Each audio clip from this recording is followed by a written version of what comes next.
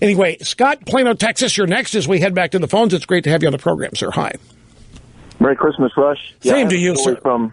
I have a story from 2003, and, of course, this was 2 years after 9/11 and way before ISIS got started up. But we invited a local mosque that was right near our church over just to share their faith with us and have a question and answer period. And my question for them, and there was one person there that was a native Middle Eastern.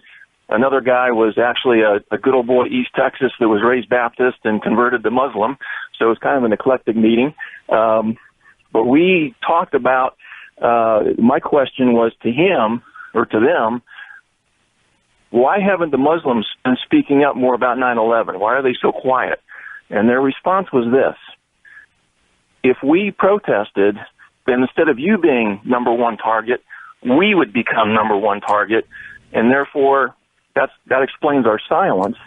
And, of course, my internal thought was, well, gee, I guess I know what side you're on. I didn't say that out loud, but like George Bush said, and it's been said before and it'll be said after, that if you're not with us, then you're against us.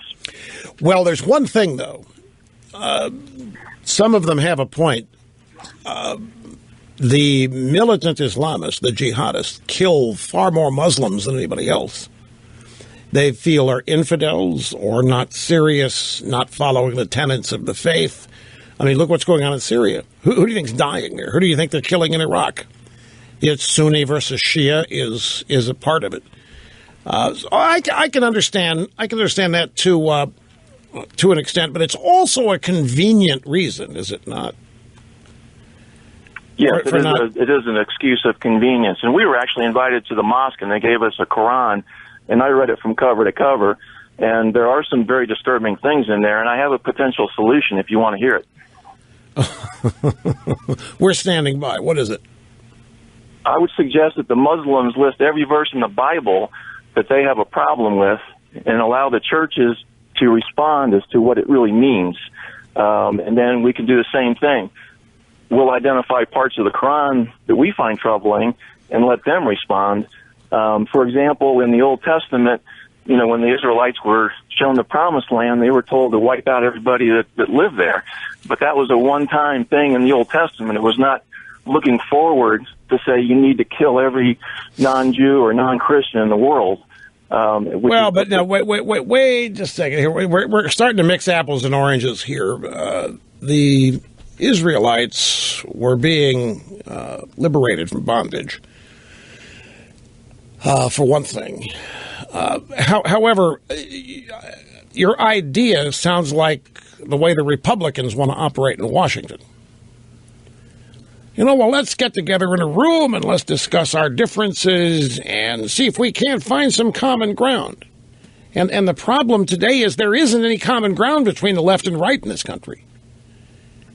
And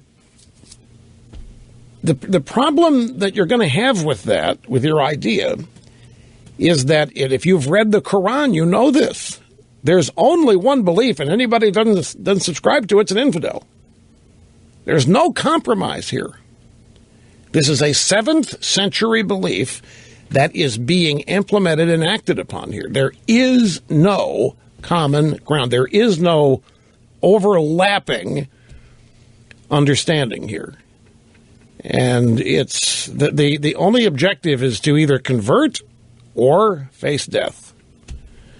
And that's what people, I don't think, understand. I don't think that's what people are willing to admit, even if they do understand. Don't want to admit it. Goes against human nature. Compromise, understanding, tolerance is all part of human nature. This doesn't fit. So people just don't want to believe it. But if you've read the Quran, you know that what is happening here is right in it. It is not being perverted. It's not being bastardized, as Obama says. It's being followed.